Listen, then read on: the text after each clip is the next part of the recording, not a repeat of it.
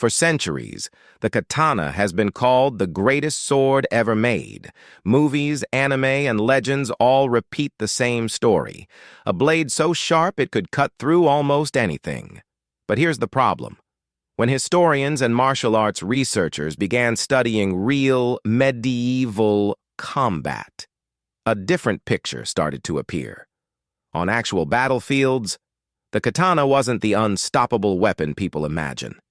In fact, when compared to the European longsword, the famous Japanese blade had several disadvantages that most people never hear about.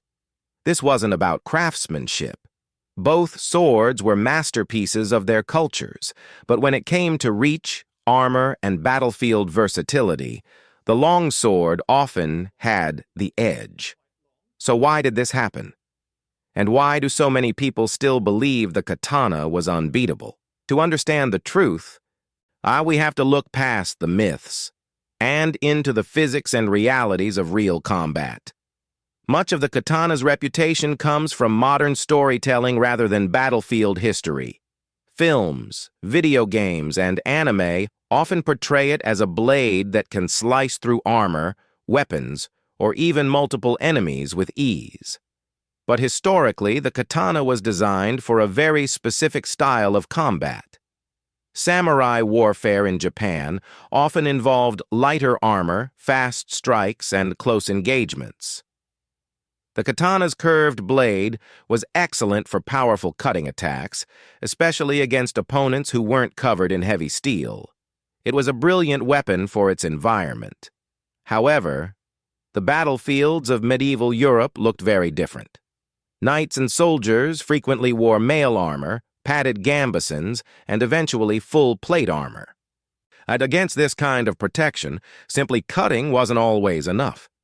This is where the design philosophy of the European longsword started to shine.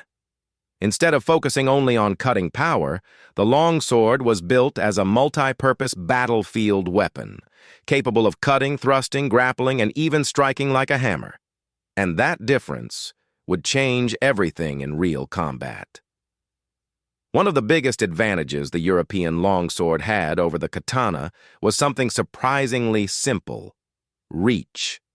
Most longswords were significantly longer than katanas, with blades often around 90 to 110 centimeters and a long two-handed grip. The longsword allowed fighters to control distance in a way that shorter weapons simply couldn't. In combat, distance is everything. A fighter who can strike from slightly farther away can threaten an opponent without stepping into danger first. That extra reach means the longsword user could attack while staying just outside the katana's ideal range. But it wasn't just length that mattered. The longsword's extended handle provided greater leverage and control. With two hands spaced apart on the grip, the wielder could generate powerful swings, quick directional changes, and precise thrusts. This design made the weapon incredibly responsive. Katana fighters also used two hands, but the shorter handle and blade meant their range of control was smaller.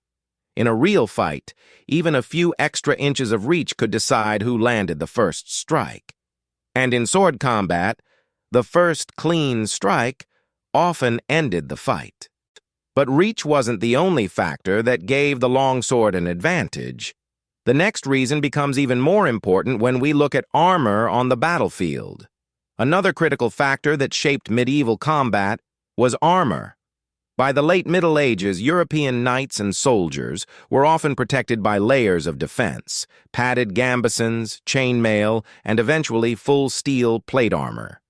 This kind of protection could absorb or deflect many cutting attacks, and this is where the katana faced a serious limitation. The katana was primarily designed as a cutting weapon. Its curved blade excelled at slicing through lightly armored targets, but against heavy armor, those cutting attacks became far less effective. Even an extremely sharp sword struggles to slice through hardened steel. The European longsword, however, was used very differently.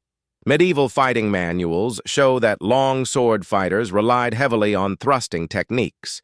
The pointed blade could be directed into the small gaps in armor, such as the armpits, visor openings, neck joints, or behind the knees. This method was far more practical than trying to cut through armor directly. In addition, fighters often used a technique called half-swording, gripping the blade with one hand to guide the tip with incredible precision.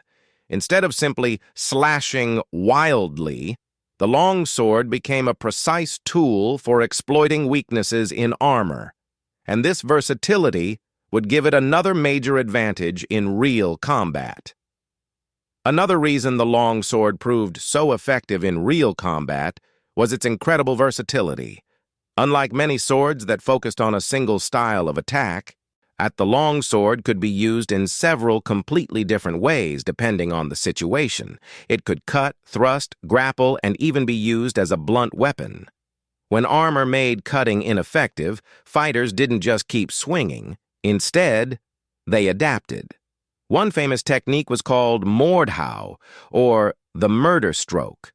In this method, the swordsman would hold the blade and strike with the crossguard or pommel like a hammer, targeting weak points in an opponent's armor. This turned the sword into a crushing weapon capable of delivering devastating blows. Longsword combat manuals also show techniques where fighters would grapple with opponents, control their weapon, and finish the fight with a precise thrust. In other words, the longsword wasn't just a blade, it was part of a complete combat system. The katana was extremely refined for cutting duels, but the longsword's ability to switch between multiple fighting methods made it especially effective in the chaotic environment of a medieval battlefield. And that battlefield environment is the final key to understanding the difference between these two legendary swords. At the end of the day, the comparison between the longsword and the katana isn't really about which sword was better. It's about what each sword was designed to do. In medieval Europe, warfare often involved large armored armies, heavy cavalry, and brutal battlefield conditions. Weapons had to deal with steel armor, shields, and chaotic close-quarters fighting. The longsword evolved in this environment. It became a weapon that could adapt to armored opponents, exploit weak points, and function in many different combat situations.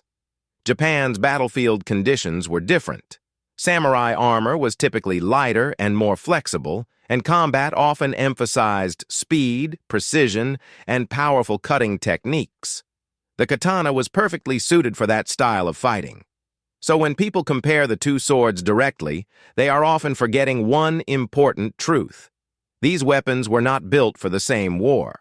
But if we look strictly at the mechanics of medieval armored combat, it becomes clear why the longsword often held the advantage.